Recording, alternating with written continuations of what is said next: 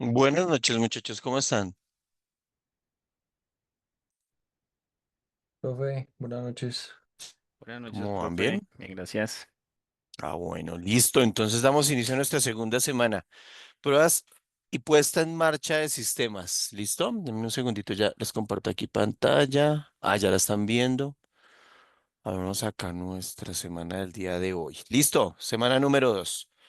Damos la más cordial bienvenida a la semana 2 del curso de desarrollo de aplicaciones web, durante la cual se identificarán los tipos y clases de pruebas de software que se les pueden realizar a los programas desarrollados para las aplicaciones web, con el objetivo de identificar errores al escribir el código o problemas de seguridad que se puedan generar al usar la aplicación, también para validar los tiempos que se demoran las páginas web en realizar los procesos solicitados por los usuarios y, de ser necesario, desde la programación tratar de reducirlos. Del mismo modo, es importante identificar los diferentes proveedores y formas de prestar el servicio para alojar una aplicación web, la cual puede ser consultada por cualquier persona y desde cualquier parte del mundo, siempre y cuando tenga acceso a Internet. Listo, eso es lo que vamos a ver el día de hoy. De hecho, vamos a mirar de una vez en qué se basa, en qué se basa en qué se basa la tarea. ¿Listo? Entonces, la actividad que tenemos para el próximo lunes. ¿Listo? O sea, es para esta semana. El plazo máximo es el lunes, ¿no? Entonces, dice. A partir de los recursos básicos y o complementarios. Bueno, aquí una parte, entonces, aquí van dos preguntas problematizadoras. Recuerden que estas preguntas no es para que las desarrollen, sino esto es lo que ustedes deben, digamos que conocer y saber. Si, o sea, si en algún momento uno les hiciera estas preguntas, ustedes tendrían que contestarlas súper bien, porque este es el concepto o lo que ustedes deberían manejar para poder, digamos que desarrollar las temáticas de esta semana. O sea, eso es lo que finalmente deberían estar aprendiendo. ¿Qué tecnologías frontend y backend se utilizan para el desarrollo de una aplicación web? Y eso lo vimos la semana pasada. ¿Y qué se requiere para exponer una aplicación web en Internet? Y eso lo vamos a ver hoy. Entonces, digamos que a partir de estos recursos básicos y o complementarios y la consulta de la actividad de afianzamiento de la semana, resuelva el taller denominado Puesta en marcha de una página web. Realice una lectura previa al documento plantilla taller. La plantilla es esta. Bueno, mientras abre la plantilla, ya abrió. Entonces, mira, aquí está la plantilla. La plantilla lo que hace es preguntar acá unos datos personales de ustedes. Semana número 2, consultar mínimo 3 proveedores, elija un servicio hosting, indique los pasos realizados, escriba la URL desarrollada. Estos puntos de esta plantilla los deben desarrollar. ¿Listo? Entonces, dice. Proceder al desarrollo de un documento Word aplicando los conceptos abordados en la bibliografía y teniendo en cuenta el procedimiento que se menciona a continuación. Redacte afirmaciones, descripciones o argumentos que soporten cada uno de los elementos o conceptos comparados, integrándolos a las categorías correspondientes. Consulte mínimo 3 proveedores de servicio de hosting, sea cualquiera. 3 proveedores de servicio de hosting que ustedes conozcan o que investiguen, ¿listo? Realice un cuadro comparativo donde incluya sus principales características. Entonces debe coger esos tres y empezar a compararlo entre sí, cuáles son mejores, cuáles son peores, quién tiene mayor, eh, sí, mayor aceptación y quién no. Y así sucesivamente. Solamente, si quieren utilizar más de 3, pueden hacer más de 3, pero mínimo 3 proveedores. Elija un servicio de hosting, el que ustedes quieran, y realice un cuadro perdón, con el cual expondrá la aplicación web. Usted debe tener o debe realizar o debe subir una aplicación web, la que quieran. Si ya la tienen y solamente es subirla, eso es lo que deben hacer. ¿Listo? Tengan en cuenta que hay servicios gratuitos, obviamente, pues la opción recomendada para los que no tengan un hosting de paga, pues obviamente es subirlo a un servicio gratuito, y otros obviamente que generan costo, el cual deberá ser asumido por el estudiante. Indique los pasos realizados para dejar los componentes de la aplicación web en el servicio hosting tomando capturas de pantalla. Entonces usted lo que tiene que hacer es desplegar su aplicación en el servicio hosting, pero ese despliegue va desde el inicio, desde que usted se loguea ya en el hosting y empieza a armar o a parametrizar el hosting para poder desplegar la aplicación. ¿Listo? Eso es lo importante del trabajo, no es la aplicación como tal, no es el desarrollo, es cómo usted debe configurar el hosting para poder desplegar la aplicación. ¿Sí ven la diferencia? Entonces son dos cositas. La primera, el taller contestando esas preguntas que están ahí, ¿cierto? Y la segunda, el pantallazo paso por paso de cómo desplegar la aplicación en el servicio hosting que ustedes hayan escogido. Al final, obviamente, pues escriba la URL para consultar desde Internet la aplicación desarrollada. Ojo. Ustedes pueden hacer un trabajo súper chévere, tener todos los pantallazos, todo súper wow. Y si yo doy clic en la URL y no abre, pues es el 50% de la nota. ¿Listo? Entonces, ojo con eso. Ustedes verifiquen que la URL pública que están colocando ahí sirva para visualizar la página que han subido. ¿Listo? Cuide la presentación, redacción y ortografía, use correctamente las normas de redacción. Bueno, esto ya son cosas como de, de forma que sean coherentes, que se evidencie una estructura, concreta las ideas, las ideas que se relacionan de forma fluida y articulada. Recuerde que las citas y fuentes consultadas deben apegarse a las normas APA. Aquí sí deben colocar normas APA. ¿Listo? Aquí sí deben hacer la bibliografía, pero la bibliografía, como yo les decía hace 8 días, debe obviamente ir documentada ya. No es que coloquen ahí, cogen y le dicen a ChatGPT, regáleme una bibliografía para tal cosa y le saca en formato APA tal. Y uno va y le da clic a esa bibliografía o va a buscar esa bibliografía y no existe. Entonces, ojo con eso porque no les voy a decir mentiras, yo no las pruebo todas, obviamente no, pero sí en cada trabajo por lo menos cojo una y pincho alguna o copio y pego en la URL para buscarla y si obviamente no está, pues, pues no sé, ahí hay un bajón de nota, ¿listo? Entonces, por favor, colóquenme bibliografía que sirva, que realmente ustedes hayan utilizado en el documento, porque esa es la otra, ¿no? Colocan un documento X, ¿cierto? Y al final colocan una bibliografía y resulta que nada dentro del trabajo está haciendo relación con la bibliografía que me colocaron. O en esa bibliografía no extrajeron o no documentaron o no pusieron nada dentro del trabajo. Entonces no tiene sentido.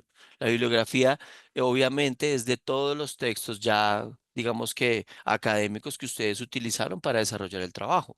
¿Listo? Bueno, eso es en cuanto a la bibliografía. Incluye un apartado en el que agregue título del trabajo, su nombre completo. Bueno, este no hay necesidad porque, pues digamos que la plantilla incluye eso. No me entreguen dos trabajos, les pido el favor. Entreguen uno solo, ¿cierto? Uno solo con esta plantilla, ¿cierto? Y al finalizar este tallercito aquí al final, entonces aquí colocan la URL y coloquen de ahí para abajo los pantallazos y todo lo que se está pidiendo adicional dentro de la actividad. ¿Listo? Entonces no hay necesidad. Pueden coger este, pasarlo a Word y después convertirlo a PDF o meterse en un Adobe PDF si los que tienen los que tengan la licencia y lo pueden editar y obviamente agregar las cosas que necesiten. Por favor, les pido que me entreguen esto en formato, allá dice que en formato Word, ¿cierto? Pero les voy a pedir que por favor me piden me lo entreguen en formato PDF, ¿sí? O sea, en este formato que se está entregando esta guía, ¿listo? Porque pues para la visualización y todo es mucho más sencilla para mí. Con el Word me toca estar descargando uno por uno. En cambio, con el PDF lo puedo previsualizar de una vez dentro del computador y ahí dar clic a los enlaces y a todo lo que ustedes coloquen ahí. ¿Listo? Ahora sí, preguntas. Daniel, dime, Profe, buenas noches, ¿cómo varias. estás? La primera es esta plantilla que nos entrega, cómo está en PDF, cómo la podemos editar. Ah, tú te metes a un conversor de PDF a Word, mira. PDF a Word.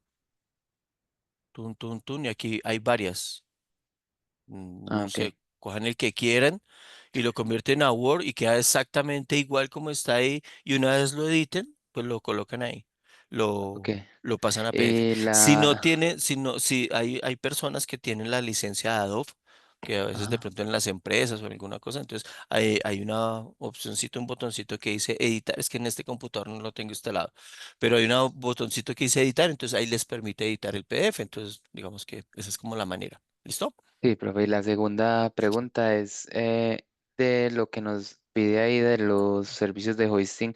Es solo pues como hablar de las características, pero al momento de desplegar la aplicación solamente lo haríamos en uno de esos proveedores, ¿cierto? Sí, sí, no, y ni siquiera, o sea, ni siquiera les estoy pidiendo que lo desplieguen en uno de los que analizaron. Un ejemplo, si tú analizaste tres que son de paga, porque te Ujú. parecieron súper guau, entonces tú los analizaste, las ventajas, desventajas, qué es bueno, qué es malo, pero al final tú escogiste otro diferente que es de, que es qué, que es gratuito, pues no hay ningún inconveniente. No hay ningún inconveniente. Son dos trabajos Ah, ok. completamente diferentes. Sí, o sea, entre comillas, no totalmente diferentes, sino me refiero que son como dos partes que no tienen una que ver con la otra. Aquí vamos a Ah, hacer ok. un análisis como de las bondades de los hosting, que normalmente son como genéricas, ¿no? Y lo mismo las deficiencias, ya son como cosas muy particulares de cada aplicación. Y lo otro es el pantallazo, el paso a paso de cómo debes desplegar o cómo se debería desplegar la aplicación en un hosting de estos. Listo, profe, muchas gracias. Vale, listo. ¿Quién más tiene alguna otra duda, alguna otra inquietud? ¿Nadie? Listo. Entonces, no siendo más, vámonos con nuestro videito de la semana. Profe, Dígame. listo. Como vamos a seguir el formato de la plantilla, entonces omitimos lo que dice ahí del tema del formato APA, ¿no? Me imagino que la bibliografía, pues sí la ponemos en el formato. Sí, claro. Claro que sí. Listo. Y solo, pues por curiosidad, ¿no? El tema del despliegue, obviamente, pues nosotros escogemos el hosting, pero durante la clase vamos a ver un ejemplo o algo así. No, Listo. no, aquí no van a Profesor, haber ejemplos de eso. ¿Necesitan ver un ejemplo? No, Ah, ok. pues pregunto. No, no. No, profesor, pues es que es algo muy sencillo, muy intuitivo. Más que eso es como ver que ustedes subieron y desplegaron la aplicación en el hosting necesario. ¿Listo? Listo. ¿Quién más sigue por ahí? Carlos. una pregunta. ¿Puede ser una landing page? Sí, sí, no, no importa. No importa qué tan grande o... A ver, digamos que vuelvo y repito que el tema de la aplicación no importa qué tan robusta o qué tan pequeña pueda llegar a ser.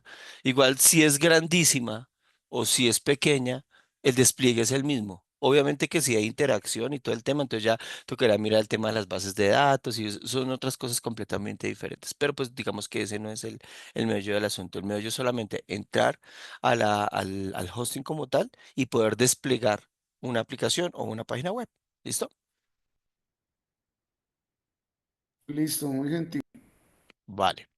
Bueno, muchachos, aquí ya les compartí el videito de hoy. Entonces, ya en unos 7 minuticos, 6 minutos, 7 minuticos nos vemos. ¿Listo? ¿Sabías que incluso YouTube tiene fallas? ¿Alguna vez te pusiste a pensar cómo funciona la aplicación que estás utilizando ahora mismo? Las aplicaciones no nacen mágicamente, son construidas por humanos, por lo tanto pueden fallar. El testing de software en gran parte contribuye a que tú como usuario percibas la menor cantidad posible de fallas. Pero, ¿podrá el testing garantizarte una aplicación perfecta? Yo soy Matías y esto es Testing para Todos. Bienvenidos a mi canal. En este video vamos a comenzar una serie de videos introductorios sobre testing de software, así que si sos nuevo en el canal, suscríbete para no perderte los próximos videos. Según Semcanner, el testing es una investigación técnica del producto bajo prueba para brindar información objetiva sobre la calidad a los interesados. En otras palabras, consiste en la aplicación de técnicas para obtener información sobre la calidad y luego brindarla a los interesados. Esta información se utiliza para tomar decisiones. Por ejemplo, puede ser para saber si el producto está o no en condiciones de ser lanzado a los clientes. Esta información puede brindarse de diversas formas. Una de ellas es el reporte de incidencias, que contribuye a mejorar o corregir cosas que no funcionan como se espera. Pero el testing no es solo reportar errores y decir lo que está mal. También es aportar desde un punto de vista distinto en el proceso de construcción, contribuir a mejorar procesos y muchas cosas más. El objetivo de todo este proceso es crear una aplicación que aporte valor, un producto de calidad. Ese valor será subjetivo y dependerá de cada cliente. Para poder hacernos una idea de cuál es ese valor y qué es lo que le aporta valor al cliente, tenemos que pensar en el negocio. Detrás de cada aplicación o cada producto de software hay un negocio, entendido en el sentido amplio de la palabra. Dependiendo de este negocio, la aplicación puede ser parte central o accesoria del negocio. Por ejemplo, para YouTube, su aplicación es la parte central porque todo su negocio ocurre a través de la aplicación. Pero por ejemplo, para un supermercado que tiene tiendas físicas tradicionalmente, puede que su aplicación sea una parte accesoria. Conocer el modelo de negocio de la empresa es una de las primeras cosas que tenemos que tener en cuenta a la hora de hacer testing. Y eso implica principalmente saber dos cosas. Uno, saber qué valor aporta la empresa a sus clientes. Y dos, saber cómo captura ese valor de vuelta. Vamos a poner el ejemplo de YouTube. YouTube te brinda contenido educativo como este video, entretenimiento y muchas cosas más.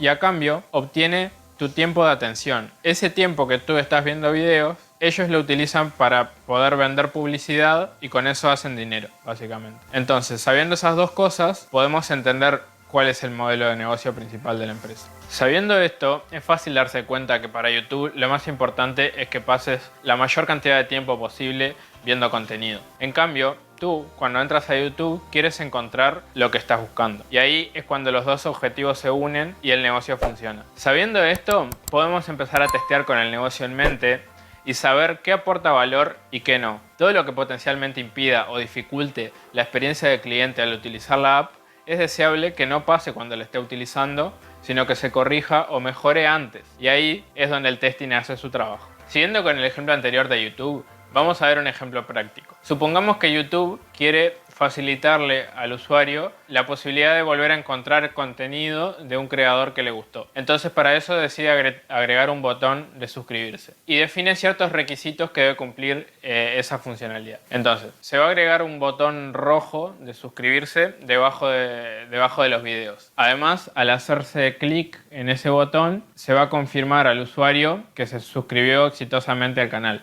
Se va a crear una página de suscripciones donde el usuario pueda ir a ver contenido de los canales a los que se suscribió. Además, se va a aumentar el contador de suscriptores del canal que recibe la suscripción. A su vez, se va a habilitar una opción para activar notificaciones para cuando el canal suba un nuevo video que se le avise al usuario. Se va a agregar también una lista de suscripciones donde el usuario va a poder ver todos los canales a los que está suscrito y seguramente que muchas cosas más. ¿Se te ocurre algún otro requisito que deba cumplir esta funcionalidad? Si se te ocurre algo más, déjalo en los comentarios. Ahora, ¿qué pasaría si el botón de suscribirse en vez de rojo es gris y se encuentra no abajo del video, sino después de todos los comentarios? O sea, ya abajo al final de todo. ¿Qué pasaría si cuando se confirma la suscripción realmente no quedó suscrito y después el usuario no puede volver a ver los videos de la persona a la que se suscribió? ¿Y qué pasaría si cuando le llegan notificaciones de todos los canales a los que se suscribió y no solo del canal que el usuario eligió? Seguramente no sea lo que esperas y tampoco es lo que YouTube quiere.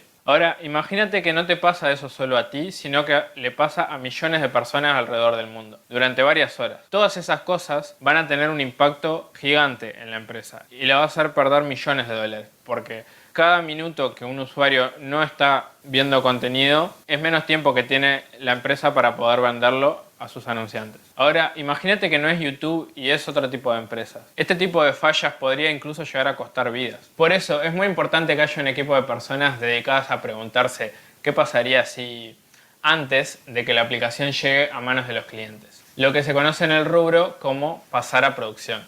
Esto se hace en un ambiente controlado, con datos similares a los que se va a utilizar en la realidad, pero que no afectan ni modifican los datos reales. De esta forma se pueden simular las condiciones en las que el sistema va a ser utilizado y detectar fallas de forma temprana para poder corregirlas, incluso utilizando el sistema de una forma para la que no fue pensado que se utilice.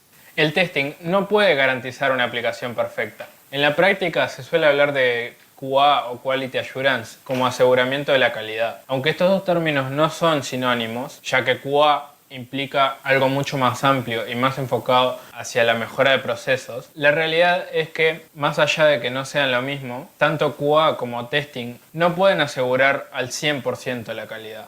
Esto es debido a que la cantidad de combinaciones de casos posibles y situaciones en las que se puede utilizar el software es infinita y el tiempo es limitado, entonces nunca se puede cubrir el 100% de las situaciones. Además, muchas veces ni siquiera conocemos cuáles son todas las variables que puedan estar involucradas. Sin embargo, lo que sí podemos hacer es aplicar técnicas para poder determinar cuáles son los mayores riesgos y seleccionar un conjunto de casos o situaciones que puedan mitigar la mayor cantidad posible de los riesgos y de esta forma aumentar así la confianza en la calidad de nuestro software. En próximos videos vamos a ver cuáles son las técnicas de testing y cómo podemos hacer para aplicarlas.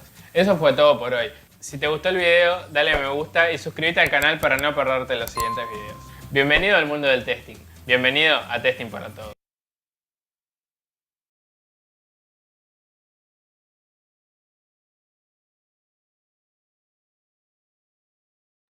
Listo, entonces des en cuenta que aparte de todo lo que se hace uno, entonces uno hace una cantidad de pruebas, ¿no? Lástima, esta no es la clase donde vamos a profundizar en el tema. Hay una clase diseñada y ustedes la van a ver exclusivamente para esto, para mirar todo lo que es calidad de software, pero para que vean un poquito de todo lo que uno debe empezar a probar y empezar a sentir en cuanto a que no solamente es código. Sí, desde la semana pasada hemos estado mirando varios temas de muchas cosas y definitivamente pues esta no es una clase donde vamos a empezar a desarrollar, ¿cierto?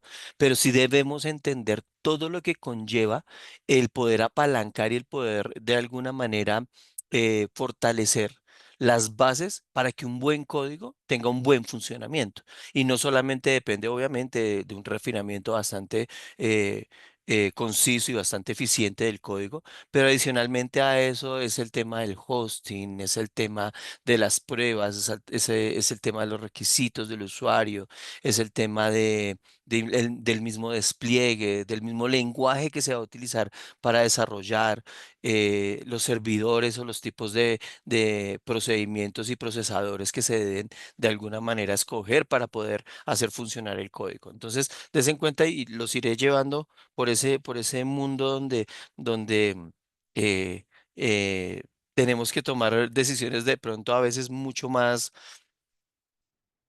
profundas, por decirlo así, un poquito más concienzudas, ¿cierto? Que sean más conscientes de qué es lo que estamos haciendo, porque no solamente el desarrollo web es coger y programar y subir y ya, sino es determinar en dónde, cómo, cuándo, con qué principios, con qué parámetros, va a ser en la nube, va a ser local, cuántas pruebas debo hacer pruebas unitarias, bueno, una cantidad de cosas. ¿Listo? No sé si tengan alguna duda, alguna pregunta hasta ahí. Tu, tu, tu.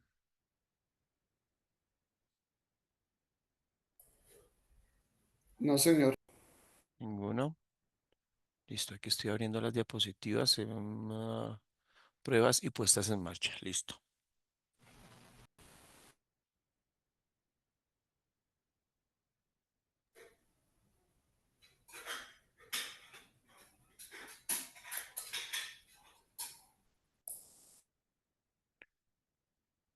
Pruebas y puestas en marcha para sistemas, aplicaciones web. Listo, entonces, bueno, digamos que, bueno, ya metiéndonos en el tema de lo que es el desarrollo web, digamos que ya lo podemos ver como una disciplina, ¿cierto? Una disciplina que realmente es la base, es la fundamentación. Dame un segundo. Es la fundamentación de todo lo que es la transformación digital, sobre todo hoy en día. Y las pruebas de software son una parte fundamental de ese ciclo de vida de desarrollo. Sí, cuando nosotros hablábamos de ciclo de vida de desarrollo por allá en el pregrado, no sé si lo habrán visto o se acuerden, que veíamos que era identificar errores, hacerla primero, bueno, igual lo vimos la semana pasada, pero les recuerdo, entonces es el levantamiento de requerimientos, es el análisis, empezar a desarrollar, identificar errores, defectos, vulnerabilidades, empezar a mirar el código, subsanar esos defectos, mirar no sé qué, poner en marcha y terminábamos con el mantenimiento, ¿cierto?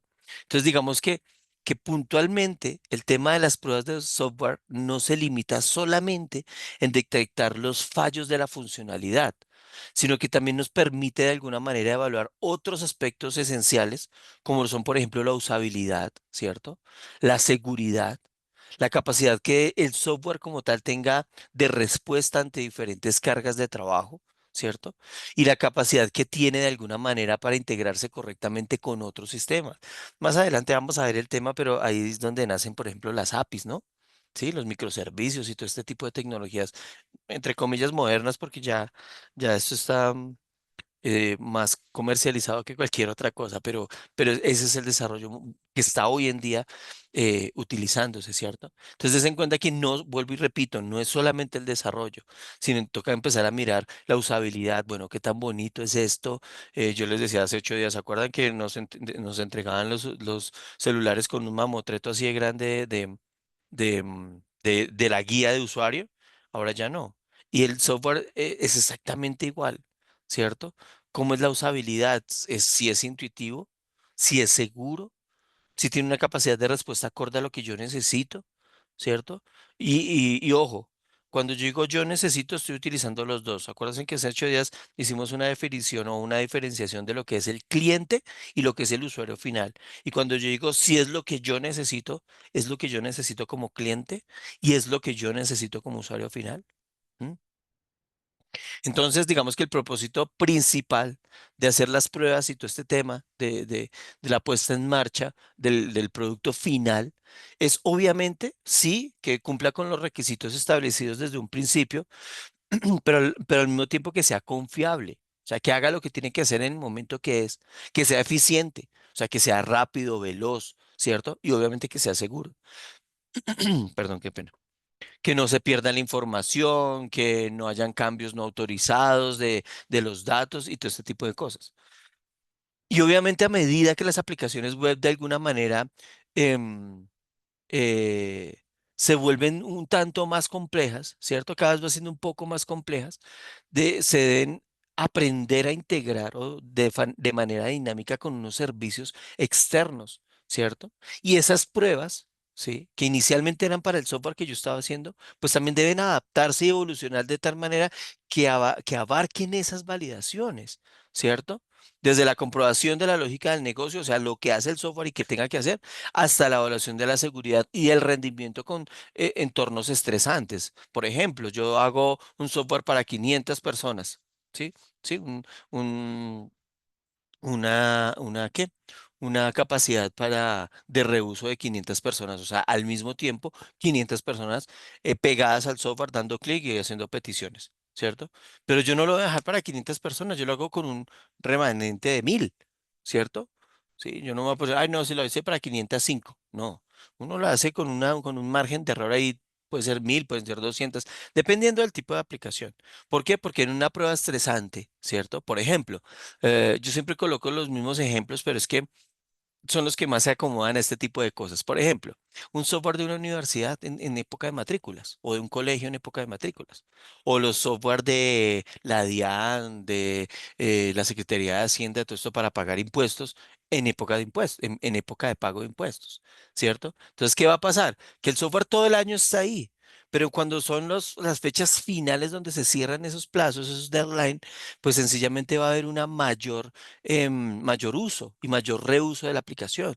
Entonces ahí son medidas estresantes. ¿Por qué? Porque hay más de las personas que normalmente están conectadas y pues ahí es donde yo empiezo a determinar si las cargas de trabajo de diferentes entornos, de diferentes contextos y de diferentes momentos son capaces de suplirse de manera eficiente con la aplicación, ¿cierto?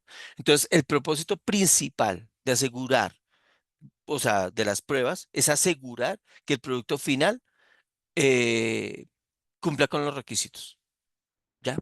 Y con todas estas cosas que les coloco de arandelas. O sea, son cosas que, digamos, hablábamos hace 8 días, son cosas que a veces en los requerimientos no van, pero son cosas que se necesitan, ¿sí? Si no están, o sea, yo no necesito que un cliente me diga, no, es que sea rápido, ¿cierto?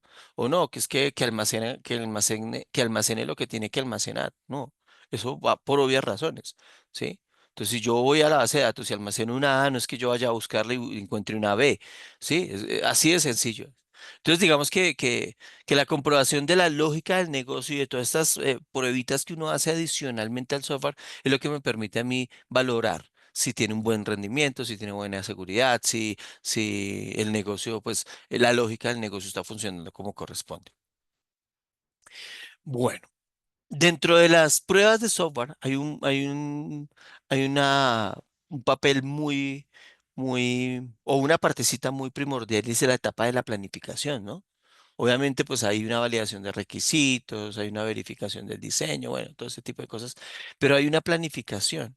Pero desde esa planificación, o sea, cuando yo ya tengo el requerimiento, ¿cierto? Y empiezo a planificar qué es lo que voy a hacer, cómo lo voy a hacer, y hasta el diseño, inclusive hasta la implementación y el mantenimiento, es que las pruebas me permiten ayudar a detectar esos fallos en cualquier momento de su ciclo de vida, ¿cierto? Y la idea es detectarlo en las etapas más tempranas posibles. ¿sí? Porque pues esto ayudaría a reducir considerablemente todos los costos asociados a los errores y a lo que se descubren en las etapas posteriores. Acuérdense que un desarrollo de software normalmente, y los que hemos desarrollado lo hemos vivido en carne propia, que cuando no se encuentra un error en esas etapas tempranas se vuelve eso como una bola de nieve, ¿no? Se vuelve como una bola de nieve y llega un momento en que ya no se puede detener. Y muchas veces, y lo digo también con experiencia propia, que muchas veces es más fácil cortar el proyecto ahí y volver desde cero. Porque empezar a reparchar, empezar a modificar el código, me saca otro error, ya en algún momento de tanto estar reparchando o modificando, no tengo control secuencial del código. Hay unas cantidades de cosas que, que, mm, que digamos que me llevan a iniciar de ceros. Y más que el código, yo se los puedo decir, el tema de la lógica del negocio. Todo el tema de esos documentos UML y esas cosas que uno necesita para poder desarrollar, eso es supremamente necesario. Sobre todo, yo diría que el más importante de todos, lo puedo decir, em, el modelo entidad-relación. O sea, el modelo que me permite a mí identificar cuáles son las partes importantes que se va a almacenar en la base de datos y qué acciones tiene cada una. Porque esas son las funciones, esos son los parámetros de funcionalidad de lo que vamos a codificar, ¿cierto? Entonces, digamos que yo sí puedo decir que es el más importante, pues que es como la base de todo. Si el modelo entidad-relación está mal, apague y vámonos. Eso sí, eso sí se los digo, ¿sí? Otra cosa diferente es que yo haga un modelo de entidad-relación, valga la redundancia, modular, ¿sí? Pensado en que de aquí a mañana, en este entorno tan dinámico, podamos agregar nuevas tablas, nuevas funcionalidades, nuevas cosas. Y pues yo también haga el código pensando en eso. Eso es una cosa diferente a que las interacciones entre las tablas o el relacionamiento entre las tablas esté mal, ¿sí? Si un relacionamiento entre las tablas está mal, pues automáticamente un llamado a una función, una impresión, un informe, algo de lo que esté haciendo en el código, pues no va a estar como debe estar, ¿cierto? Entonces, digamos que son dos cosas diferentes. Una cosa es que yo piense en la parte dinámica y yo pueda agregar más módulos, en este caso, pues más tablas, más características a X o Y tabla, más funcionalidades. Y otra cosa diferente es que yo tenga que cambiar las relaciones entre esas tablas, ¿cierto? Entonces, digamos que además de esa puesta en marcha, ¿sí? Digamos que los procesos de prueba continúan, bueno, digamos que pasamos esa etapa de la entidad relación, hacemos el software, no sé qué, y hago mis pruebas y entrego mi software porque para mí ya está bien. Y el usuario también lo prueba y está bien, pero ahí no para. Ahí no para el proceso de pruebas, porque viene un tema de mantenimiento y también debo probar que mi mantenimiento funciona. ¿M? Porque hay unas pruebas de regresión, ¿sí? Que se realizan una vez después de que se implementan actualizaciones, mejoras, updates en el versionamiento, bueno, las mismas actualizaciones, ¿no? Y que obviamente eso no empiece a romper las funcionalidades y la lógica del negocio ya existente. ¿Cierto? Entonces, des en cuenta todo lo que conlleva y ustedes dirán, no, pero es que el profe lo pone muy complejo, eso es lo está poniendo muy difícil. Es uno llega y modifica. Si ustedes lo han hecho de esa manera y les ha funcionado, han estado de buenas. De pronto no han tenido que hacer mantenimiento a una aplicación robusta o una aplicación muy grande. Pero cuando nosotros tenemos una aplicación que ya maneje cierto nivel de complejidad, que tenga X cantidad de tablas, no puedo decir un número exacto, que ahorita me preguntaron, profe, ¿cuántas tablas? No. Eso depende de la lógica del negocio. Pero que sea robusto no quiere decir que sea grandísimo. Que sea robusto es que haga funcionalidades o haga, em, digamos que procesos bastante complejos o que necesiten de mucha información o que interactúen con otras herramientas, otras aplicaciones y demás. Entonces, en ese momento es que yo empiezo a mirar las falencias de mis modelos entidad-relación o mis diagramas UML. Yo a ustedes ya les recomendé un librito de UML hace 8 días, no me acuerdo.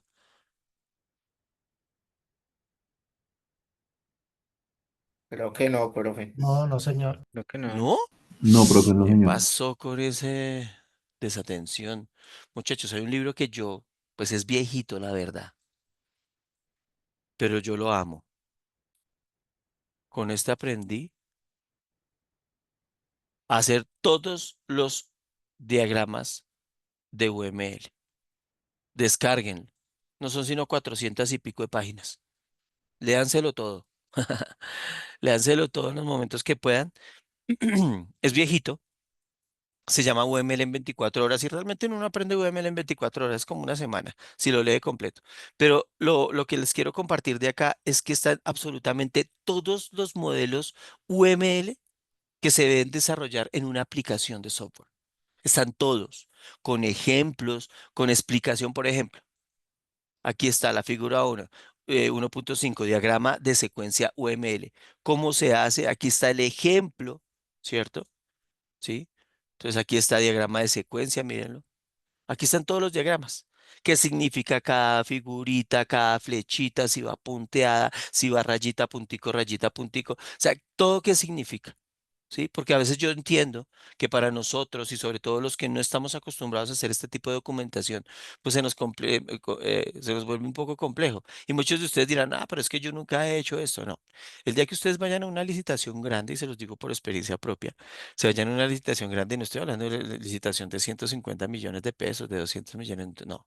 Estoy hablando de una licitación grande de una licitación con el Estado, que ustedes tengan la posibilidad o tengan su microempresa o tengan su sociedad con otros amigos y tengan la posibilidad de licitar con el gobierno, con alguna empresa grande, puede ser una multinacional, quien quita. Por eso les digo, em, conglomerados grandes, realmente licitaciones importantes. Ahí es donde van a empezar a decir yo, ¿por qué no sé hacer esto? Porque muchas veces les van a pedir esto. Muchas veces para ese tipo de licitaciones. Para proyectos serios casi siempre piden 3, 4, 5 diagramas de estos. ¿M? Que siendo honestos y siendo objetivos, yo sé que es mucho más trabajo, sé que se demoran mucho más. Eso lo tengo supremamente claro porque yo lo he vivido. Pero también en el momento en que usted se sienta o le pasa esa documentación a un programador y uno como programador tiene ese respaldo, uno empieza a mirar en toda la documentación cómo funciona, qué hace, qué sube, qué baja, qué borra, qué almacena, qué lleva para aquí, qué lleva para allá, absolutamente todo cómo se comporta X usuario, cuántos tipos de usuario hay. Eso son cosas que uno debería hacer y no que salgan sobre la marcha, ¿no? Que es normalmente como a veces estamos acostumbrados a desarrollar nuestras aplicaciones, ¿cierto? Pues normalmente si a mí me mandan refactorizar un código, yo pido esto. ¿Sí? No, es que no tenemos, el ingeniero se fue y se llevó los documentos. Ahí es donde uno cobra más duro, ¿no? Porque no hay nada más harto que leer documentación de otro programador, ¿sí o no? Dígamelo ustedes. O dígame quién le guste y le pongo un 5 en la materia. Porque es que no, o sea, no hay nada más harto que leer código de otro programador que no esté identado, que no esté comentado, que no esté documentado. ¿Sí? Y menos hoy en día que, por ejemplo, Visual Studio, que es el que yo utilizo, ¿cierto? Y Copilot, y bueno, una cantidad de herramientas, tiene librerías para desarrollar la documentación automáticamente. ¿M? Parte de la documentación, ¿no? Tampoco le va a hacer los dibujitos. Creo que ya hay una herramienta para hacer los dibujitos de entidad-relación y los diferentes diagramas, pero no la he probado. No me atrevo a decirles nada sobre eso, precisamente porque no la he probado. Pero por ahí hay tecnología y cosas que hacen eso. Pero a lo que voy es que es la importancia de tener el concepto de cómo realizar esto y cómo leerlo, ¿sí? Porque eso finalmente es, ¿qué es lo que yo estoy haciendo?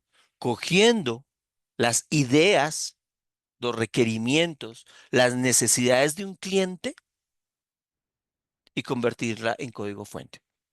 Esa es nuestra labor como programadores. Y ya ustedes con esta especialización, ustedes ya van a ser, son jefes. Entonces van a validar que eso que les acabo de describir suceda y aparte de eso, que el software como tal se valide dentro de esas necesidades y dentro de esos requerimientos. ¿Ok? Entonces, esa es la importancia de todo el tema del ciclo de vida de software, eh, que no para solamente en la entrega, sino sigue con el mantenimiento y obviamente una post-validación de requisitos, ¿cierto? Entonces, digamos que las puestas en marcha de los sistemas, sobre todo para el tema de aplicaciones web, pues tienen que seguir constantes, ¿no? No solamente que entrego, sí, deme mi dinero, mi plata y tome su software y ya está. No. Después ustedes saben que la misma web tiene actualizaciones, los mismos entornos, las mismas velocidades del Internet, ¿sí? Es que hasta para eso uno tiene, o sea, cuando uno hace la arquitectura del software que uno va a desarrollar, hasta para qué tipo de conectividad uno va a realizar esto, ¿sí? Yo les explicaba, no sé si les comenté, si no les comenté, es que esta clase la he dictado tantas veces que a veces se me van los ejemplos que les doy. Si ya se los di, si ya se los di, me disculpo, y si no, pues es un valor bastante grande. Alguna vez me tocó hacer un desarrollo para una empresa que trabajaba en medio de la selva, por allá en el Putumayo, me acuerdo tanto. No tenía conectividad, no la tenía. Y no existía Starlink como hoy en día. Dicen que es muy bueno, la verdad, no lo he utilizado, pero me toca hacer un software que automáticamente se autoguardara localmente y en el momento que haya conectividad, pues se conecte y empieza a pasar los datos, lo que alcance de pasar los datos, ¿sí? Entonces me tocaba utilizar protocolos de comunicación bastante confiables y seguros y que tuvieran como un log de servicio para identificar qué se había pasado y qué no se había pasado, porque si no pasa que sube hasta la mitad y después cuando se vuelve a conectar, bueno, como la carga no fue exitosa, entonces vuelven a iniciar desde el principio, no donde estaba, sino desde el principio. Y si donde estaba antes no podía pasar más de una hora, hora y media, creo que era la restricción que yo tenía, porque si no volvía otra vez desde cero.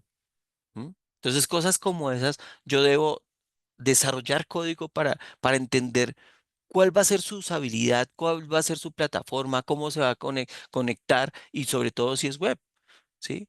Porque la web, o sea, independientemente de lo que estamos hablando ahorita de la eficacia, de la eficiencia, de la rapidez, de si es intuitivo o no, que eso es netamente del software, también debo entender que la web requiere unas necesidades básicas puntuales y que cada vez el mundo está más tecnoli- tecnoli- eh, tecnificado en cuanto a eso, puedo decirlo, ¿cierto? Obviamente todavía siguen muchos sitios en el mundo donde la conectividad no es buena, ¿cierto? Pero cada vez van siendo menos. Entonces cada vez la necesidad va siendo más grande de que todo esto funcione bien, ¿cierto? Y obviamente pues esa relación que yo muestro entre lo que son pruebas, seguridad, rendimiento y disponibilidad, se los voy a anotar acá porque esos son como pilares. Venga, ¿dónde está mi lapicito? Acá está. Esos son como pilares fundamentales de lo que es las aplicaciones web, ¿cierto? Pongamos por acá pluma, colocamos este azulito oscuro.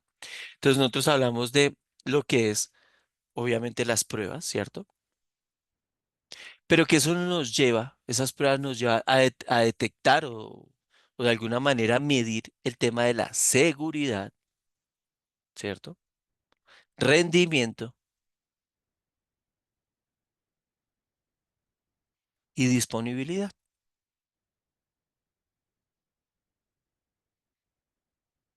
Porque es que la web es un campo de minas, ¿no?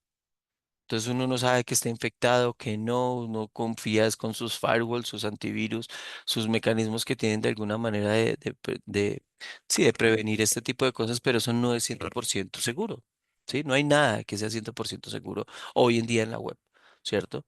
Entonces, esto es como el pan de cada día de los que trabajamos en el tema de la seguridad de la información también, o en la seguridad de sistemas o en la ciberseguridad. ¿Listo? Entonces, eso no solamente se limita, vuelvo y repito, a verificar lo que haga el sistema, ¿sí? Sino que también, pues, que deben haber una validación exhaustiva de todos los datos y de todas las pruebas que se puedan llegar a hacer ahí. Cuando hablo de la seguridad, pues obviamente, pues va a ser hay una explicación pequeñita, pero ustedes ya la conocen.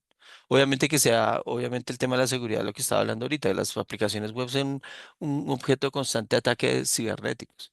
Y si ustedes se van a una licitación importante, créanme, créanme, que esos son los primeros que van a tratar de hackear. ¿M? Porque me imagino que así como son capaces de pagar, porque las licitaciones son bondadosas en dinero, ¿cierto? Es porque la seguridad de la información o la web que necesitan es porque sea muy importante. ¿Ustedes se imaginan donde hackeen el sistema de recolección de datos de la DIAN, por ejemplo? ¿Mm? Lo que pasó hace un par de años con IFX, ¿no? Que los hackearon y uno de los clientes, unos de los clientes eran dos secretarías de aquí de Bogotá. Creo que si no estoy mal era la Secretaría de Salud y la otra es la Secretaría de Educación.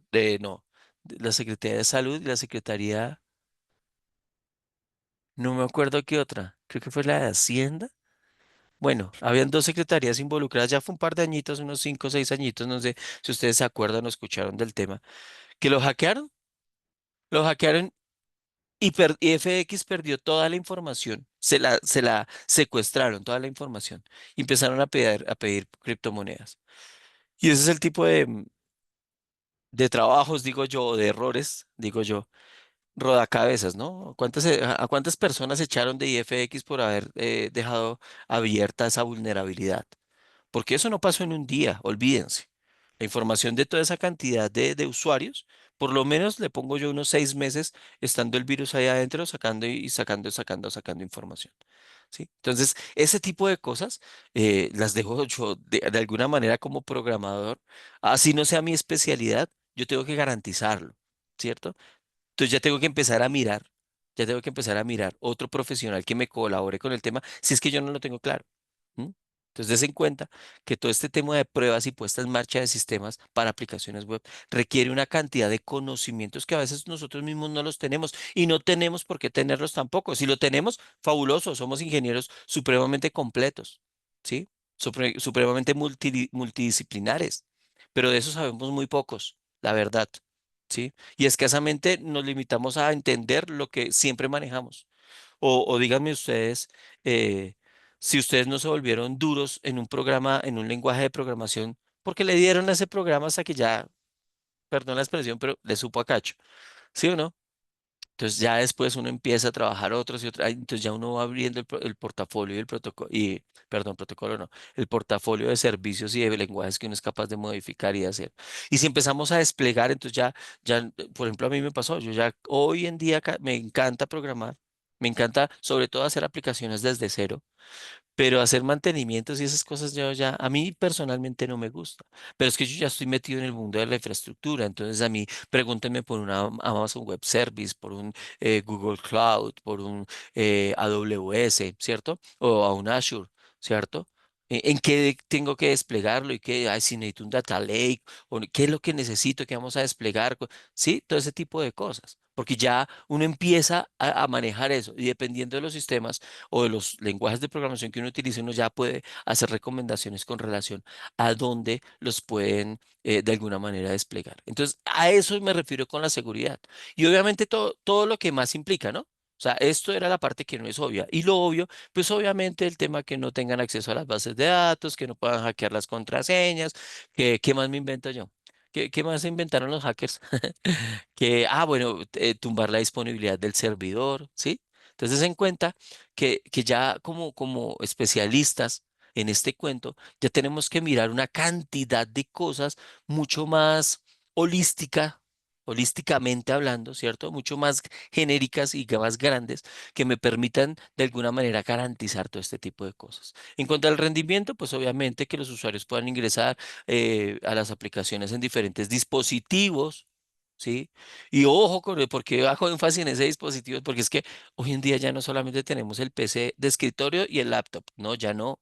Ahora tenemos cell phone, tenemos smartwatch, tenemos TV, smart TV, ¿cierto? Entonces, dependiendo del tipo de aplicación, yo también tengo que programar para esas aplicaciones, ¿sí? Entonces, si mi aplicación es súper segura, súper no sé qué, que requiere un biométrico o requiere la huella digital, pues no se lo va a poner en un Smart TV porque pues, obviamente no, ¿sí? Pero si mi aplicación es una vaina de streaming de no sé qué, bueno, entonces tengo que pensar que esto va para un Smart TV. Y es diferente programar para una que para la otra, ¿sí? Es distinto. Entonces, ese tipo de cosas es lo que yo debo tener en cuenta. ¿M? ¿Qué más les digo? Bueno, los dispositivos, lo que les hablaba, las ubicaciones, lo que les hablaba con el ejemplo del Putumayo por allá, porque eso me pasó en la vida real y pues tocó solucionar. Yo ya había firmado el contrato, si no he entregado, pues las cláusulas de cumplimiento son un poquito caritas, entonces uno prefiere que no se las corran a uno, ¿no? Y ese tipo de cosas. ¿Ve? ¿Qué más les digo yo? Bueno, el tema en cuanto al rendimiento, estamos aquí hablando ya del rendimiento. Ay, se me perdió la... Aquí ya. Estamos hablando aquí ya del rendimiento. ¿Qué más? Les coloco acá para que no se me olvide tampoco. Estamos hablando de los dispositivos.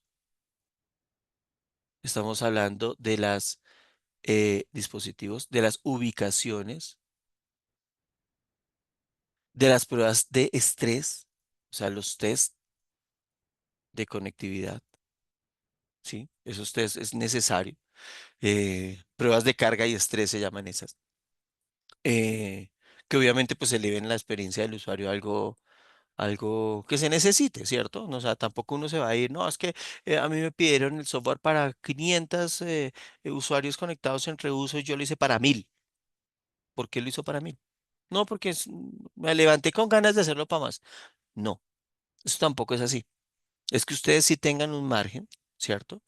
Un margen de que, bueno, pues hay una cantidad de usuarios adicionales que de pronto llegaron, eh, pero pues no se van a exagerar el tema de los parámetros. ¿Por qué? Porque es que más, hoy en día, si nos vamos por la nube, inclusive si nos vamos localmente también, lo que pasa es que eh, hoy en día la moda es que todos los servidores estén en la nube, ¿no? Igual local es lo mismo, pero pues más usuarios conectados al mismo tiempo es más dinero, porque necesito más procesamiento, necesito más memoria RAM, necesito más almacenamiento en tiempo real. ¿Y todo eso qué es? Es más procesamiento.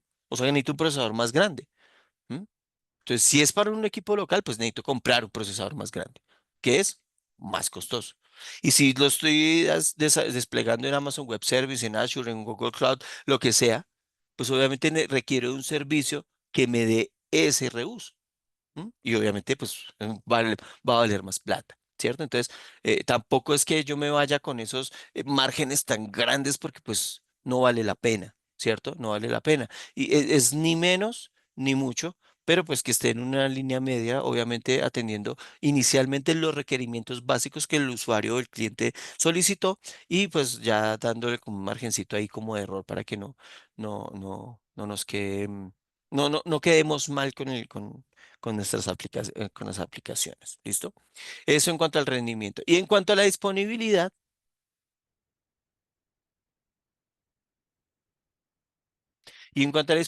pues es obviamente los usuarios esperan acceso continuo, sin interrupciones, que esas pruebas de disponibilidad, pues obviamente se hagan con todo el tema de la redundancia, que es lo que yo les decía ahorita, o reuso, redundancia, bueno, redundancia, redundancia, redundancia, reuso. ¿Cómo escribir reuso? Reuso, no me acuerdo. Redundancia, reuso, y todo el tema de tolerancia a fallos, que obviamente, pues puede pasar en cualquier aplicación. Yo no estoy diciendo que, ay, que nunca se vaya a caer, no, que haya una medida de contingencia y que yo pueda respaldar esas caídas, ¿sí? El tema no es que se pierda la conexión, el tema es que yo pueda salir del bache lo más rápido posible, ¿sí? Que esa disponibilidad, obviamente uno a veces firma, yo he firmado contratos de 7 por 24 por 365 días al año, con un margen de error del 0,2%, imagínese. Eso da como 4 horas al año. O sea, yo no puedo pasarme de no disponibilidad en 4 horas al año. Si me paso, me corren una cláusula de cumplimiento. Por ejemplo, he firmado contratos así. Entonces, en ese tipo de cosas es cuando uno debe tener en cuenta todo este tipo de despliegues. En dónde lo voy a poner, cómo lo voy a poner, por qué ahí, por qué no, por qué el otro. Y todo ese tipo de cosas, ya no solamente mirando el tema. Obviamente hay una parte muy importante de la que ustedes están viendo acá, y es todo el tema técnico, de hardware, de software y todo este tipo de cosas. Pero también hay un tema de manejo de la economía y manejo de los valores, ¿cierto? Entonces, ¿qué es lo que me permite ya para continuar con la siguiente diapositiva? Es que las pruebas de software son mucho más que ese procedimiento de verificación. Ay, sí, esto sirvió ya, listo, chequeé, listo. No, es la garantía real, es la garantía de que el sistema es rápido, es seguro, es confiable, ¿cierto? que ha tenido una cantidad de pruebas de seguridad, de rendimiento, disponibilidad, de todo en el proceso del desarrollo que asegura que la aplicación no solamente funcione según lo esperado, sino que también sea resistente. ¿M? A vulnerabilidades, a fallas y lo más importante, obviamente resistente y no sé qué, que no sé qué, que tal, tal, pero algo que hoy en día ha tomado muchísimo valor y es el tema de la escalabilidad, que la aplicación sea escalable, es decir, que yo la pueda agrandar si quiero. ¿M? Y agrandan en términos de que la misma aplicación yo pueda desarrollar más cosas o que la pueda conectar con otras aplicaciones, con otras herramientas. Entonces ya hoy en día casi todas las aplicaciones modernas, ¿no? Aclaro, modernas, tienen un API REST, tienen manejo de hilos o de multiservicios, bueno, sí, lo que sea. ¿Listo? Preguntas, dudas y inquietudes hasta ahí.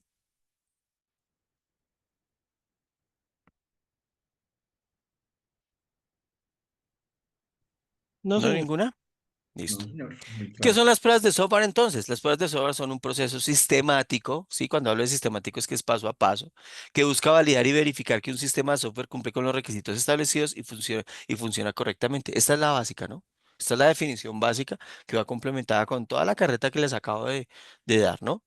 El objetivo principal es detectar errores y fallas en el software y mejorar la calidad del producto final, asegurando una experiencia satisfactoria para los usuarios. Pero vuelvo y repito, esto es lo básico. Esta es la descripción de Wikipedia, de diccionario, de allá, de ChatGPT, que es esto. ¿Listo? Esa es la definición. Pero va con toda esta carreta que les doy, este discurso que les doy, donde si el objetivo principal es detectar errores, pero aquí no le están diciendo desde cuándo, ¿no? Ah, sí, es que detecté errores. Ah, entonces ya cumplí con el objetivo de las pruebas de software. No. La idea del objetivo puntual es encontrarlo en etapas tempranas del desarrollo, inclusive del dimensionamiento, inclusive de la arquitectura, bueno, todo lo que eso viene, ¿cierto? Entonces, ese es el proceso fundamental, que se divide en dos cosas puntuales, que son diferentes,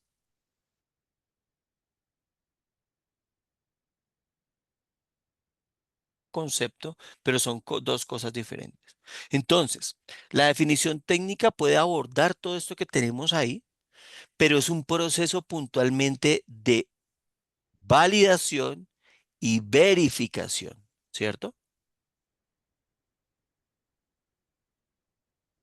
Pongamos verificación por acá. Esas son las dos cosas importantes de lo que es la prueba del software, ¿sí? Entonces, la verificación acá puntualmente, ¿cierto? La verificación es el proceso de evaluar el sistema.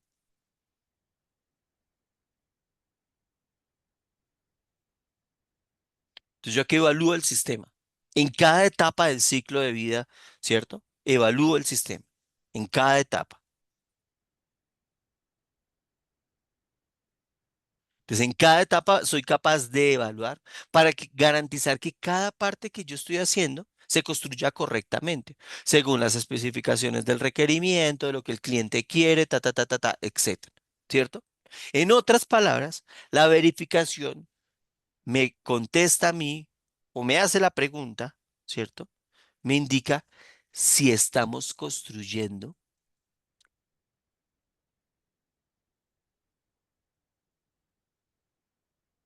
si estamos construyendo el producto.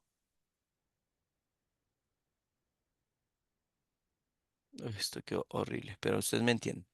Correctamente.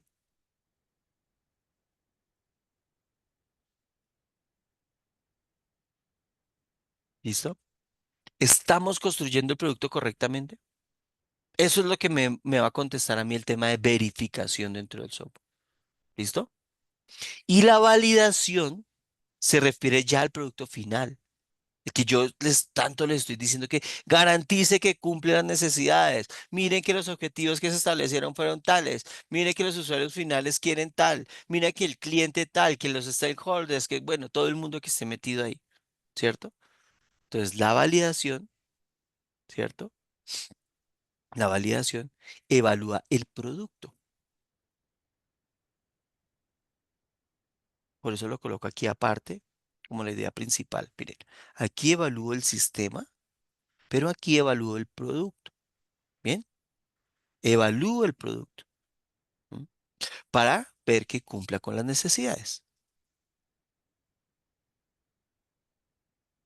Y también me contesto una pregunta. ¿Qué pregunta me contestaría la evaluación? La validación, perdón. Estamos construyendo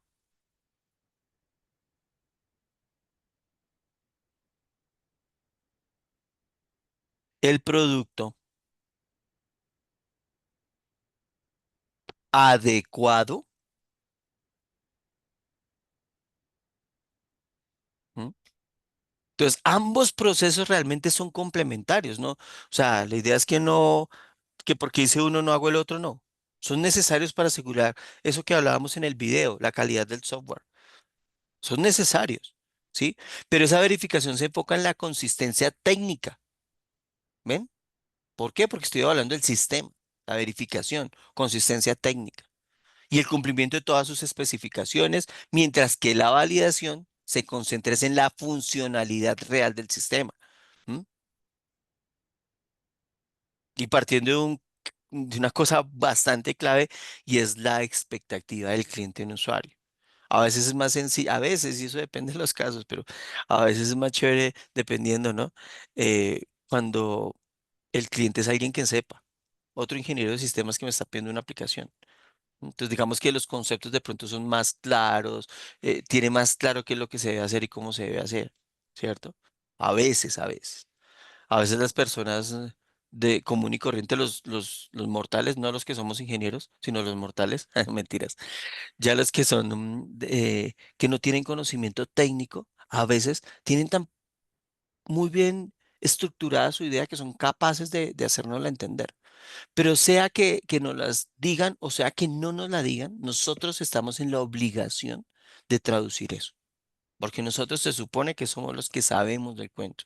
Volvemos al concepto de la extrapolación, ¿no? Extrapolar. Extrapolar una problemática, sacarla de su contexto y convertirla en código. Eso es lo que necesitamos hacer. ¿Ven? Entonces, garantizar que el software cumple con los requisitos establecidos y los funcionales hace que nosotros hagamos todo este tipo de pruebas. Buscar defectos, errores, obviamente vuelvo y repito y hago hincapié porque es algo que en los libros casi no lo dicen y es necesario.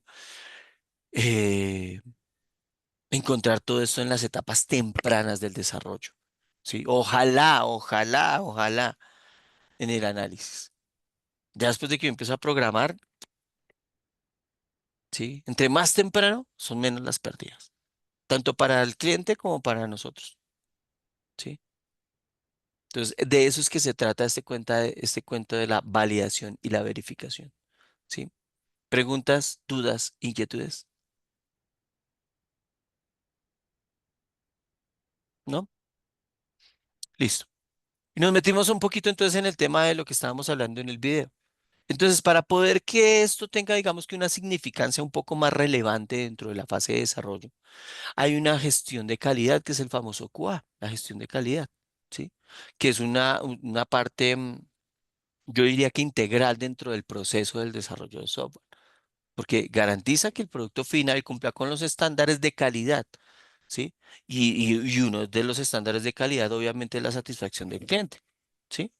Entonces, no solamente es responsabilidad del equipo de pruebas, obviamente, ¿sí? El equipo de pruebas hace su tarea, pero es un proceso que debería involucrar absolutamente a todos los actores del proceso de construcción del software o el desarrollo, ¿cierto? Porque hay voy a borrar esto, muchachos. Ahí les quedó en el video, voy a borrar este escrito porque necesito el tablero. ¿Listo? Porque hay un tema de, uno, prevención de errores. Ay, sí, profe, obvio, sí, pero es que esto métanselo aquí entre ceja y ceja. Prevención de errores. Y créanme que por más prevención de errores siempre se les va a colar algo. Entonces, entre menos se les cuele mejor. ¿Sí?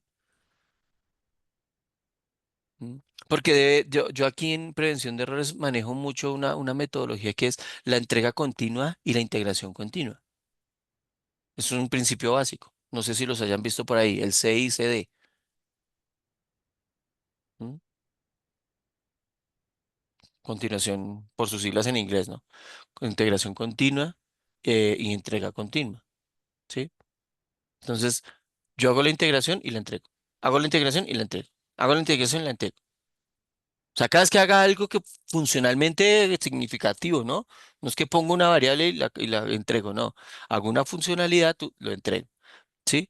Y eso, digamos, que hace que se pueda detectar rápidamente el error o la inconsistencia del código, ¿sí? Antes de que esto se convierta en un problema mucho más grande. ¿Mm? Eso es lo primero. Estos son los principios, lo voy a colocar acá grande para que. Estos son los principios del QA, ¿sí? O sea, la gestión de calidad del desarrollo de software. ¿Listo? Lo segundo importante de ese QA es la automatización de pruebas.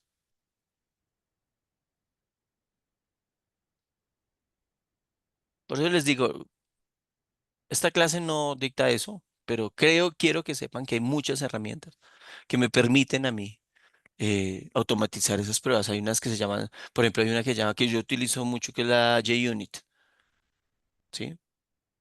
O Selenium, por ejemplo. Pero hay muchas más.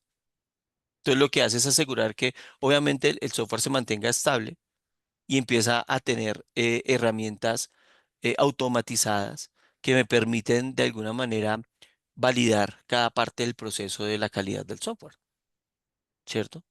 Y ya yo ya establezco las pruebas dependiendo de lo que necesite y ellos no solamente las hacen automáticamente, periódicamente, yo les programo en qué momento hacerlas, cada cuánto, sino que también me sacan un informe de esas pruebas que hacen. ¿Listo? Eso me va a permitir el tercer punto, que es un tema de mejora continua,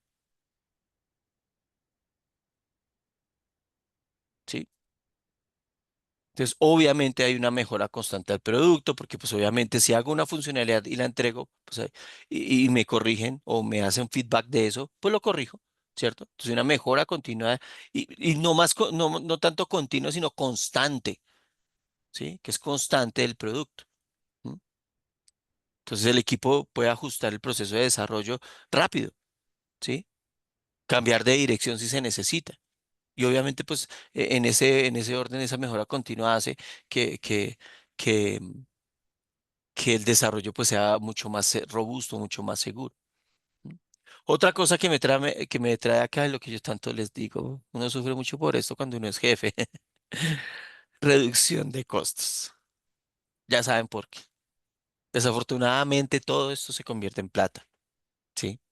Si no hay una buena automatización de pruebas y se nos cola algún error grave, garrafal, alguna cosa, pues así no nos toque pagar cláusulas, ¿sí? Que eso es lo que uno más temor le tiene, ¿no? Una cláusula de normalmente, y les digo, normalmente, a no ser que sean casos excepcionales, normalmente las cláusulas del cumplimiento van por el 10% del valor del contrato.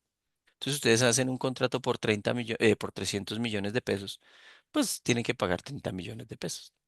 ¿No? Y así. Eso, pero es que uno no firma una cláusula, uno firma varias cláusulas. ¿Cierto?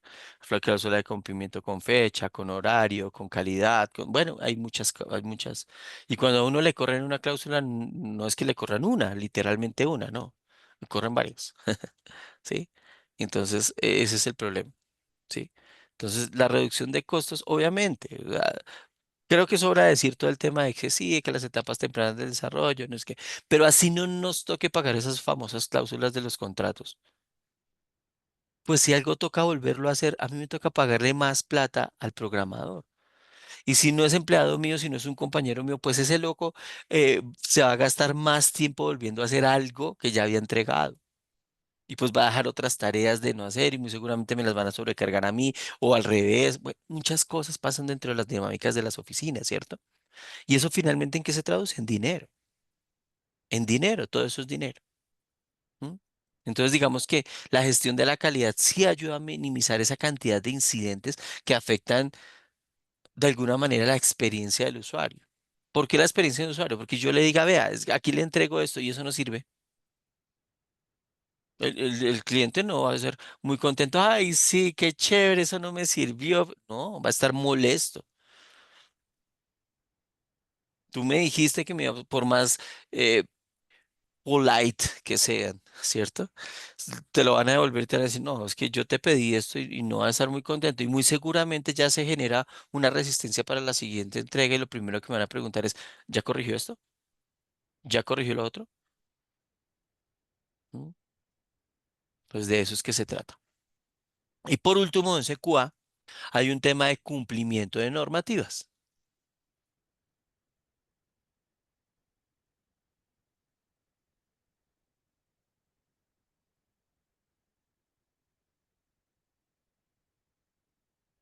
Cumplimiento de normativas y estándares. Aquí me faltó la I.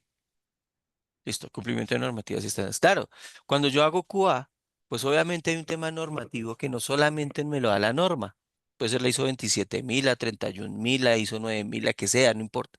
Sino también hay una normatividad con relación al gobierno, ¿sí? Al Estado. Por ejemplo, una normativa que es muy común es el tema del tratamiento de datos personales. ¿Qué tal mi aplicación no cumpla con eso? ¿Se imagina la sanción?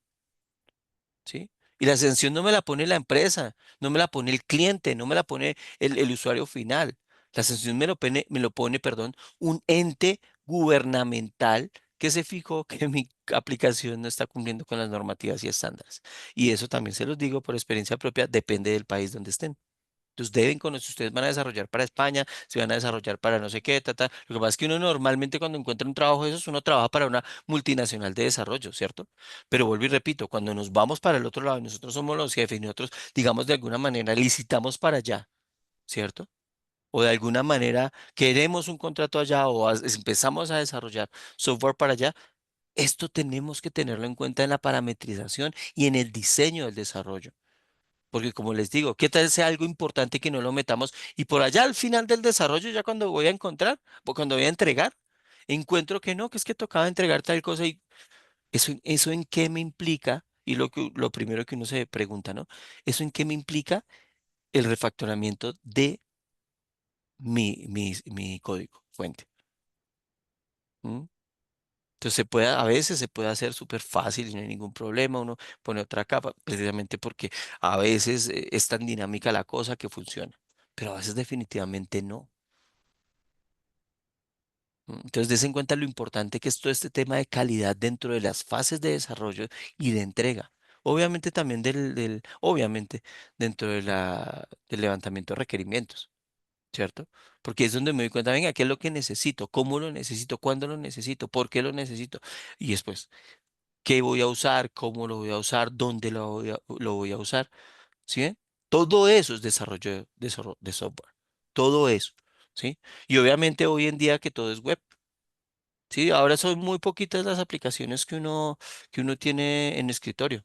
Y de hecho, las pequeñitas o las pocas aplicaciones que son de escritorio están basadas en la web para autenticar su originalidad. Ya no es como antes que uno colocaba una contraseña y uno entraba por allá y hacía un crack y craqueaba el software y se inventaba unas contraseñas y no sé qué. No, ahora se valían online. O los que hemos instalado Adobe, la suite de Adobe, de Photoshop, de Illustrator, de esos programas, uno como la valida que uno como valida para que lo deje trabajar. Pues con el usuario y la contraseña, ¿ven? O el Microsoft Office. Gratis, el 365 ese, eh, una versión light que hay en la nube. Pero el que yo descargue, ¿uno con qué lo hace? Con el usuario y la contraseña del correo electrónico de Outlook. ¿Sí o no? No conozco hoy en día una aplicación nueva, obviamente. Las antiguas todas siguen funcionando. Las que tengan instaladas, pues yo hasta hace un par de años tuve instalado eh, Adobe, la suite de Adobe 11, que fue la última que salió para instalar en CD, que venía en CD, que no sé qué. ¿M? Pero hoy en día no, las nuevas versiones que ya vienen es por años, la 2025, la 2024, la 2025, está válido por el correo electrónico, ¿sí? Entonces son muy poquitas, no conozco hoy en día una aplicación que tenga que validarla a lo antiguo. Hoy todo se valida web. Entonces, indiscutiblemente el desarrollo de software va ligado a un tema web. ¿M? Inclusive, inclusive. Si es una API o alguna cosa de este tipo, pues con mayor razón debe estar conectada a la web, porque si no, ¿cómo el usuario al que le expuse el servicio va a poder conectarse? Porque eso lo vamos a ver un poquito más adelante, pero las conexiones de los API, para los que no saben, yo sé que aquí muchos lo saben, son por medio de URLs y de tokens, de usuarios y contraseñas. Bueno, hay varias formas, pero normalmente no. La única conectividad es por una URL. Ya la seguridad, sí, ya hay varias maneras de, de comprobar la seguridad, pero la conexión es por URL. Les pongo un servicio con una URL para que entre a X o Y sitio y allá el usuario pues consulta o saca, sube, baja lo que necesite de los permisos que yo dé, ¿no? O sea, si ese sitio que yo hice ese API para exponer ese servicio, le dejé para que editara, para que, pues eso es lo que va a poder hacer. Pero si solamente lo dejé para visualización, así solamente va a trabajar. ¿Mm?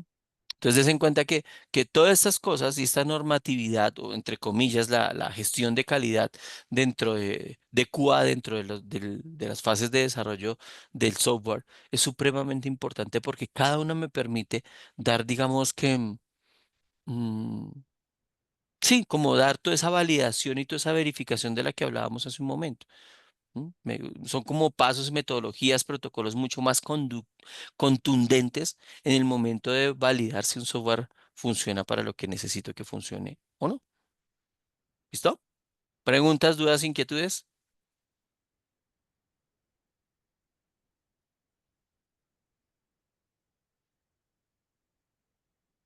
¿Ninguna? No, señor. Perfecto.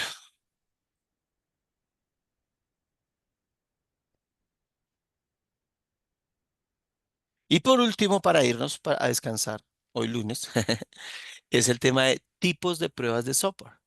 Entonces hay varios, como ustedes ya lo saben, ya lo hemos visto por allá en los pregrados y todo eso.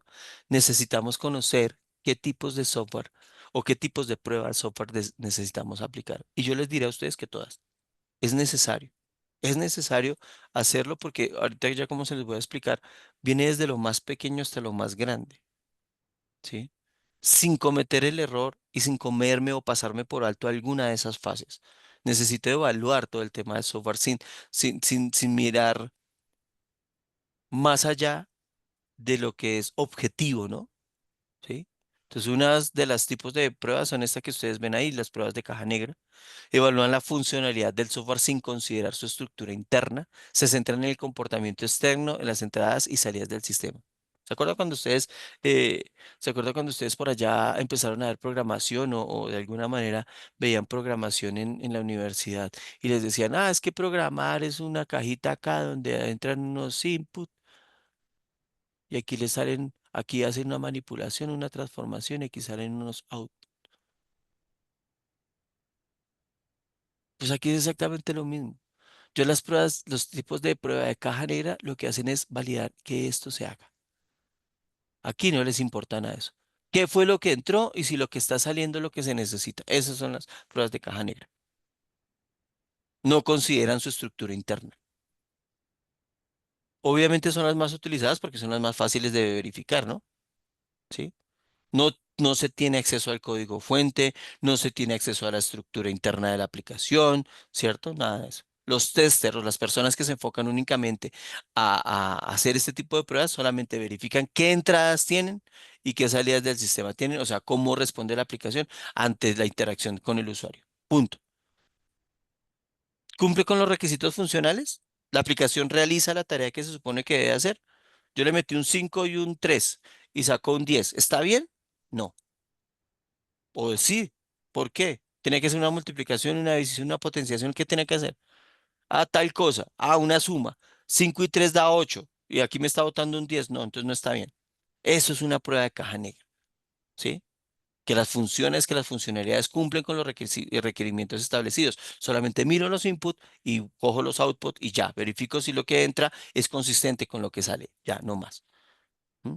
Hay una pequeña prueba de rendimiento, por ejemplo, que se mira la aplicación en cuanto a la carga de trabajo específica sin afectar el rendimiento. Entonces, metí un 5, metí otro 5, me sacó el 10, listo. Ahora 1000 personas entren y pongan la misma, si me va a salir el 10 en la misma velocidad que me sacó el primero. Sí. Ah, no, es que ya se puso un poquito más lenta. Ah, bueno, esa es una prueba de caja negra. Normalmente no sucede tanto así, pero pues digamos que también se hace, ¿no? Cuando son cosas demasiado específicas, por ejemplo, aquí estaba hablando de una soma que es algo muy sencillo, pero miremos algo más complejo, un formulario de la DIAN, que son tan cansones y tan hartos, ¿no? Entonces esos formularios a veces se demoran hartico en grabar, ¿no? Entonces uno le da clic y ¡chun! Sale de una. No, a veces uno le da clic como que se demora un poquito, 3, 4, 5, y sale. ¿Sí? Entonces, ese tipo de pruebas de rendimiento también van ahí dentro de caja negra, ¿cierto? Pero son cosas más que decir si funciona o no funciona, es decir, cuánto se demora, ¿sí? Entonces yo escribo, no, se demoró 0,1 segundo, 0,25 segundos. O sea, no alcanzó a hacer un segundo la demora. ¿Sí? Entonces, todo ese tipo de pruebas. Entonces, ahí puedo meter, digamos que tres tipos de pruebas. La primera, que es la prueba funcional, que es la que les digo de los inputs y los outputs. La segunda, aquí la usabilidad. ¿Sí? Sí, pues lo que yo veo en la página o en el sitio web o en la aplicación web es fácil de interactuar para darle clic, para teclear, para lo que sea. Sí, dependiendo, obviamente, acuérdense del dispositivo donde estoy. ¿M? O las pruebas de rendimiento, que si son veloces, si no es veloz, si almacenó, si no almacenó, ese tipo de cosas.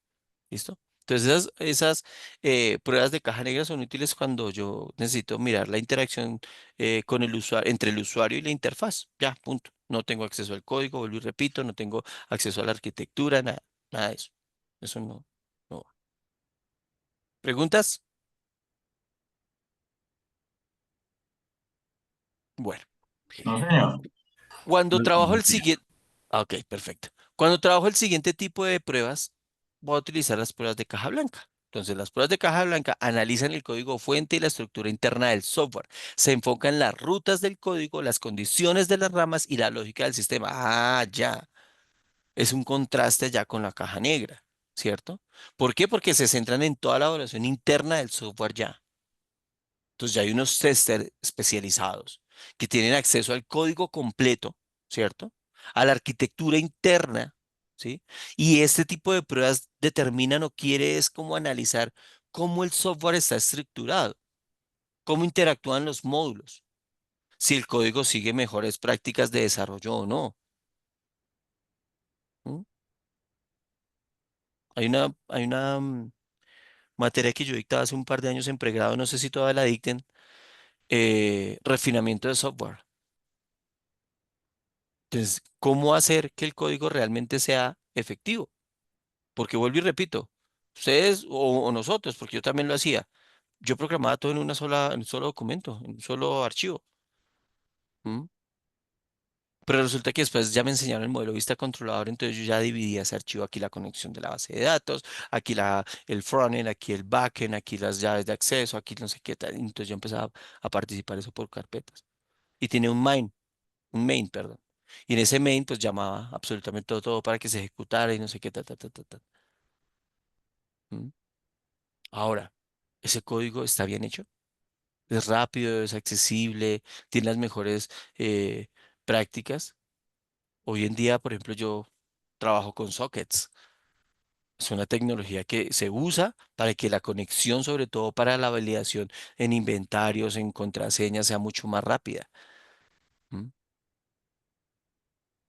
O variables ¿cómo se llama eso? Las variables que ya no uso. Las variables de sesión, las famosas variables de sesión. ¿Sí? Las variables de sesión, cuando el usuario se loguea, crea una variable de sesión temporal mientras el usuario está conectado. Y esa variable de sesión almacena todos los logs, todo lo que el usuario hizo dentro de la... Entonces, claro, eso demanda un procesamiento.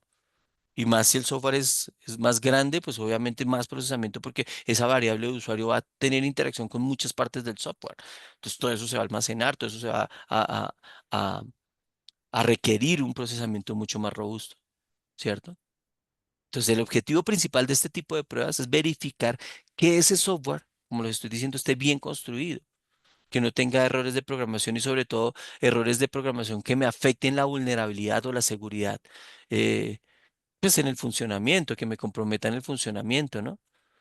¿Mm? ¿Sí? Aquí tengo varias pruebas. Se los voy a anotar aquí para que las tengan en cuenta. Hay unas pruebas que son pruebas de camino. Bueno, todas son pruebas, entonces voy a dejar ahí. Unas son pruebas de camino. Y aquí lo que yo valido en las pruebas de camino es comprobar que todos los caminos posibles del código funcionen. Ustedes saben que en un software muchas veces puedo llegar a un sitio por varias o por vías diferentes, ¿no? Dependiendo de donde yo dé clic. ¿Ok? Entonces es verificar que todo eso esté funcionando. ¿Sí? Porque no hay nada más harto, y yo se los digo, cuando uno está haciendo pruebas de software, que yo, por ejemplo, una vez me pasó un software de una universidad que yo entraba desde mi perfil y entraba y yo tenía al lado izquierdo tenía un calendario y encima tenía como un librito para hacer las tareas, ¿no? Entonces yo le daba clic al calendario y me mostraba todas las tareas, ¿cierto? Me mostraba todas las tareas por fecha y no sé qué, ta, ta, ta. Pero yo le daba clic al librito y solamente me mostraba las tareas. Me mostraba la fecha, pero no me dejaba ir al calendario. Entonces son cosas de usabilidad que uno dice, venga, ¿y aquí por qué yo no puedo? ¿Mm? O pasaba lo mismo, me dejaba entrar a los calendarios, ton, ton, ton, y podía chequear o hacerla desde ahí. Pero si yo entraba desde el calendario, entraba, veía todas las tareas y vería todo el calendario, pero yo al darle clic a la tarea no me la dejaba abrir, no me la dejaba desarrollar desde ahí. ¿Sí ven? Entonces, todo ese tipo de pruebas me permiten, digamos que, mirar si esos caminos están funcionando a través del código. Ojo, a través del código. ¿Listo? Tengo otras pruebas que son las pruebas de condiciones. Y las pruebas de condiciones es verificar que todas las condiciones lógicas se evalúen correctamente. Que si después de 3 intentos fallidos del ingreso de contraseña no dejo entrar, bueno, eso está en el código, ¿dónde está? Déjeme ver el código donde banea, o donde bloquea, o donde le da un tiempo de espera después del tercero, no sé qué. Eso normalmente está en un if, está en un while, está en un for. ¿M? ¿Dónde está? Entonces, ese tipo de pruebas son las que me permiten hacer eso. Y por último están las pruebas de ciclo. Aquí dentro de las pruebas de caja blanca. ¿Sí? Que todas las estructuras repetitivas del código para detectar un bloque infinito, problemas relacionados, etcétera. ¿Se acuerdan que a veces uno desarrolla algo y funciona? ¿Cierto? Uno desarrolla algo, por ejemplo, en un for, en un if, en un while, cualquier cosa de esas, cualquier ciclo repetitivo, y le funciona a uno y le muestra, pero por dentro sigue trabajando, sigue infinito en un bucle. Y pueda que no le reviente a uno el código. A veces sí, ¿no? Lo más normal es que le reviente a uno el código, pero a veces resulta que no. ¿Mm? Entonces, verificar que todas esas pruebas de ciclo estén bien estructuradas. Todas esas repeticiones de código y todo ese uso de bucles, entre comillas, digamos que se determine un stop lógico. Que el bucle no sea un bucle porque se generó por un error, sino que sea un bucle que yo a propósito lo dejé para que sucedieran ciertas cosas, pero que se detuviera en una condición puntual. ¿Listo? Entonces, digamos que todo este tipo de cosas son cruciales para garantizar esa calidad y la técnica del software.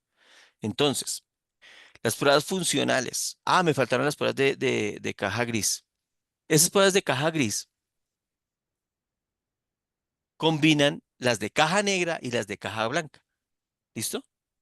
Entonces, pruebas de seguridad, pruebas de integración, ¿cierto? Y el objetivo puntual es mirar cómo algunas partes del sistema, sea interno, ¿cierto? Pueden ser críticas para el rendimiento de la seguridad sin necesidad de tener acceso completo para la estructura del código. ¿M?